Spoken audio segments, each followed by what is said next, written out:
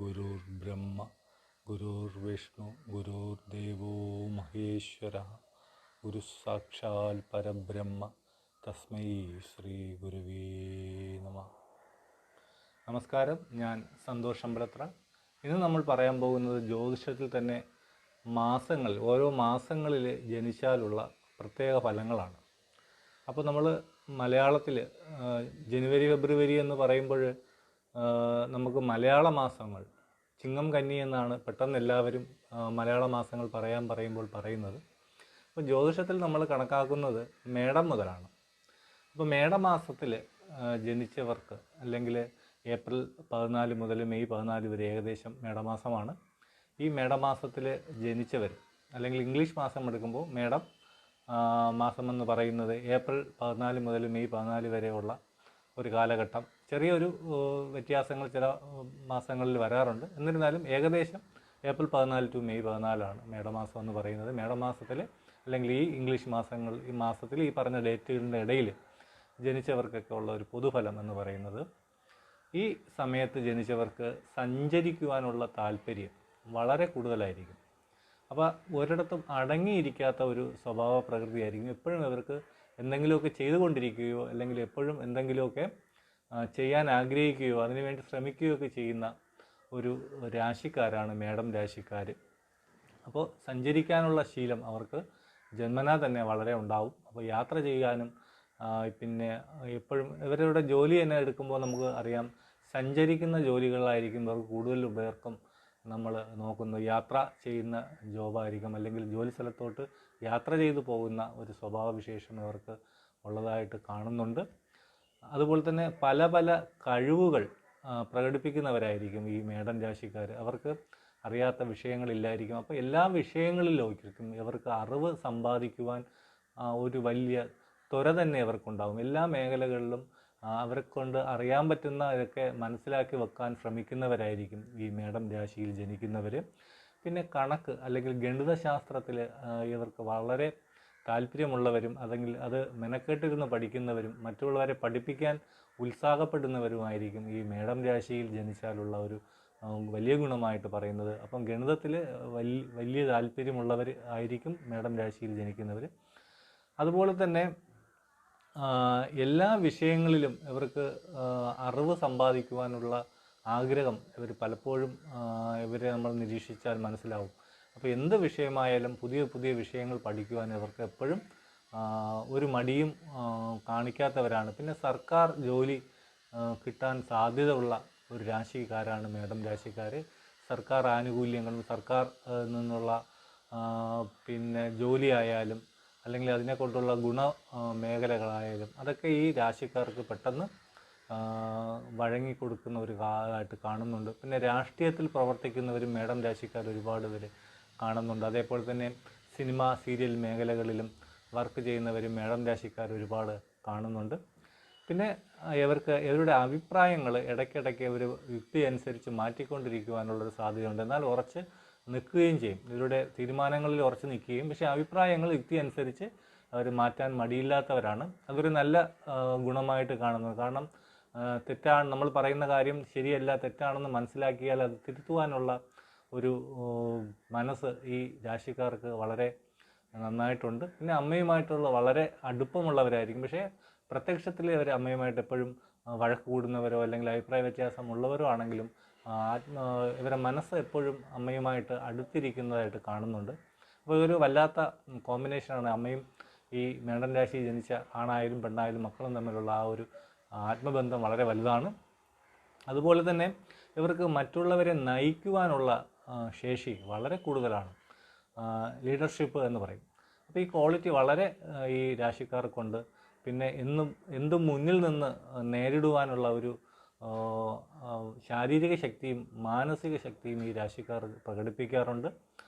സേനാധിപനായിട്ടുള്ള ഒരു രാശി കൂടെ ആയതുകൊണ്ട് ഇവർ സൈന്യത്തിലും പോലീസിലുമൊക്കെ ജോലിക്ക് ശ്രമിച്ചാൽ പെട്ടെന്ന് കിട്ടുന്നവരും അവരെ ബ്ലഡിൽ അത് അലിഞ്ഞു ചേരുന്ന ഒരു സ്വഭാവമുണ്ട്.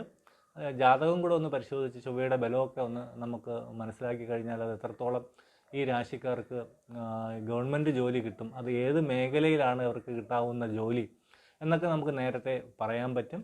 അപ്പോൾ നിങ്ങൾ നല്ലൊരു ജ്യോതിഷിയെ അല്ലെങ്കിൽ നിങ്ങൾക്ക് വിശ്വാസമുള്ളൊരു ജ്യോതിഷിയെ ഇപ്പം പഠിക്കുന്ന പിള്ളേരൊക്കെ ആണെങ്കിൽ കൊണ്ട് ജാതകം ഒന്ന് കാണിച്ച് ഏത് മേഖലയിലാണ് ഇവർ ശോഭിക്കാൻ സാധ്യത, എന്ത് കോഴ്സ് പഠിച്ചാലാണ് ഇവർക്ക് വളരെ പെട്ടെന്ന് ജോലി ലഭിക്കുവാൻ സാധിക്കുക എന്നൊക്കെ നമുക്ക് ജാതകം ഒരു വഴികാട്ടിയായിട്ട് നമ്മളെ സഹായിക്കുന്നതാണ്.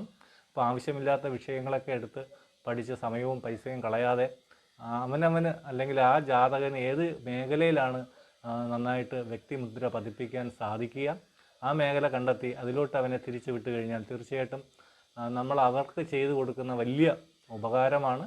ആവശ്യമില്ലാത്ത സമയം കളയരുത് എന്നാണ് ജ്യോതിഷം പറയുന്നത്. അപ്പം ജ്യോതിഷത്തിൽ കൂടെ നമുക്കതെങ്ങനെ മനസ്സിലാക്കാമെന്നും നമ്മൾ ഇനി വരുന്ന വീഡിയോയിൽ കൂടെയൊക്കെ ഇടുന്നതാണ്. എന്നിരുന്നാലും ഇങ്ങനെ ഏത് വിഷയം തിരഞ്ഞെടുക്കണമെന്ന് ആലോചിച്ചിരിക്കുന്നവർക്ക് അല്ലെങ്കിൽ നമുക്കൊരു 10ാം ക്ലാസ് മുതലേ ആ ഒരു ലക്ഷ്യം അവർക്ക് മനസ്സിൽ ഉണ്ടാക്കി കൊടുക്കാൻ സാധിച്ചു കഴിഞ്ഞാൽ നിങ്ങൾക്ക് കുട്ടിക്കായാലും രക്ഷിതാക്കൾക്കായാലും ഒരു പ്രയാസവുമില്ലാതെ ആ മേഖലയിലോട്ട് നമുക്ക് അവനെ നയിക്കാൻ സഹായിക്കും. അപ്പോൾ അത് മേടൻ രാശിക്കാർക്ക് ഈ മേഖലകൾ വളരെ ശോഭിക്കുന്ന ഒരു വിഷയമായിട്ട് കാണുന്നുണ്ട്. അതുപോലെ തന്നെ എരിവുള്ള ഭക്ഷണങ്ങൾ ഇവർക്ക് വളരെ ഇഷ്ടമാണ്. മിച്ചറായാലും അല്ലെങ്കിൽ എരിവ് കൂടിയ കറികളായാലും ഒക്കെ ഇവർ വലിയ കുറ്റമൊന്നും പറയാതെ എന്നാൽ ആസ്വദിച്ച് കഴിക്കുന്നതായിട്ട് കണ്ടിട്ടുണ്ട്. അപ്പോൾ എരിവ് പ്രധാനമായിട്ട് ഇവർക്ക് വലിയ ഇഷ്ടമാണ് എന്ന് കാണുന്നുണ്ട്.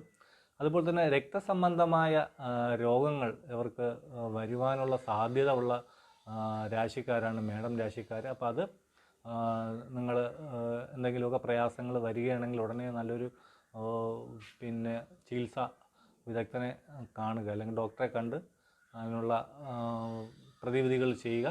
പിന്നെ ജാതകത്തിൽ സമയ വിഷയങ്ങളൊക്കെ ഒന്ന് മനസ്സിലാക്കി, അപ്പോൾ നല്ല സമയങ്ങളാണെങ്കിൽ ഉയർച്ചയ്ക്ക് വേണ്ടിയിട്ട് ശ്രമിക്കുകയും ദോഷ സമയങ്ങളാണെങ്കിൽ പിന്നെ നമ്മുടെ സാമ്പത്തികമായിട്ടൊക്കെ വളരെ കാര്യങ്ങൾ ചിലവഴിച്ച് ചെയ്യുന്ന കാര്യങ്ങൾ വളരെ ശ്രദ്ധിച്ചൊക്കെ ചെയ്യേണ്ട ഒരു കാലഘട്ടമാണെങ്കിൽ അങ്ങനെ നോക്കി ചെയ്യുക.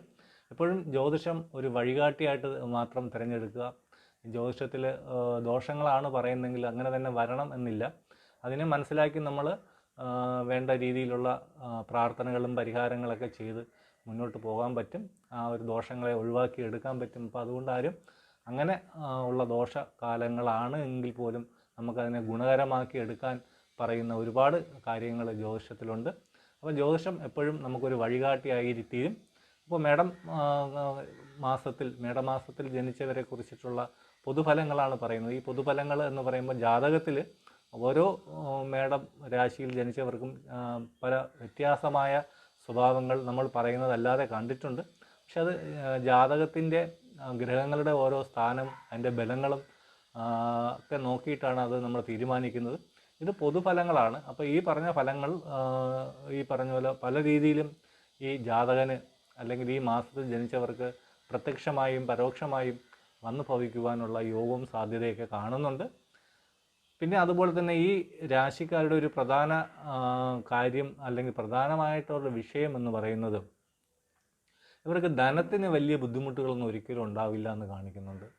പ്രത്യേകിച്ച് വിവാഹം മുതൽ ഇവർ വലിയ സാമ്പത്തിക സ്ഥിതിയൊക്കെ വന്ന് മാറ്റങ്ങൾ ജീവിതത്തിൽ വരുന്നതായിട്ട് കാണുന്നുണ്ട്.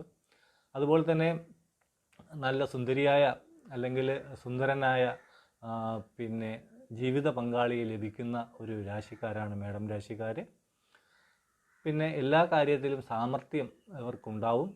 അവർ സമർത്ഥരാണ്, ഒന്നിനും പുറകോട്ട് പോകാത്തവരാണ്, എല്ലാ കാര്യങ്ങൾക്കും മുൻപന്തിയിൽ നിൽക്കാൻ ശ്രമിക്കുന്നവരാണ്. സഹോദരങ്ങളുമായിട്ടൊക്കെ വളരെ സ്നേഹം ഉണ്ടെങ്കിലും ചില മേട രാശിക്കാർ സഹോദര സ്ഥാനത്തുള്ളവരുമായിട്ട് അകൽച്ചകളും വസ്തു സംബന്ധമായോ അതല്ലെങ്കിൽ കുടുംബ സംബന്ധമായോ ചില പ്രയാസങ്ങളൊക്കെ വന്നിട്ട് അവരകന്നു നിൽക്കുന്നവരൊക്കെ ആയിട്ട് കണ്ടിട്ടുണ്ട്. അപ്പോൾ അവരെ ജാതകങ്ങളൊക്കെ ഒന്ന് പരിശോധിച്ച് അവരെ നമുക്ക് നേരെ കൊണ്ടുവരാൻ പറ്റും. അപ്പോൾ ജാതകം എല്ലാത്തിൻ്റെ ഒരു സൂചന മാത്രമാണ്. അപ്പോൾ അത് ഒരിക്കൽ കൂടെ പറഞ്ഞുകൊണ്ട് ഈ പറഞ്ഞ പോലെ ഈ കാര്യങ്ങളൊക്കെ ഒന്ന് നിർത്തുന്നു. നിങ്ങൾ എൻ്റെ ഈ ചാനൽ ആദ്യമായിട്ടാണ് കാണുന്നുവെങ്കിൽ എൻ്റെ ചാനലൊന്ന് സബ്സ്ക്രൈബ് ചെയ്യുക. തുടർന്ന് വരുന്ന ബെല്ലൈക്കൻ കൂടെ ഒന്ന് എനേബിൾ ചെയ്ത് കഴിഞ്ഞാൽ ഞാൻ പോസ്റ്റ് ചെയ്യുന്ന എല്ലാ വീഡിയോകളും തുടക്കത്തിൽ തന്നെ നിങ്ങൾക്ക് നോട്ടിഫിക്കേഷൻ ലഭിക്കാൻ സഹായിക്കും. തികച്ചും വിജ്ഞാനപ്രദവും അറിവ് നേടുന്ന കാര്യങ്ങളാണ് ഈ ചാനലിൽ കൂടി നമ്മൾ പൊതുവേ പറയുന്നത്. അപ്പോൾ ഇത് നിങ്ങൾക്കെല്ലാം ഒരു ജീവിതത്തിൽ ഒരു വഴികാട്ടിയായി തീരട്ടെ.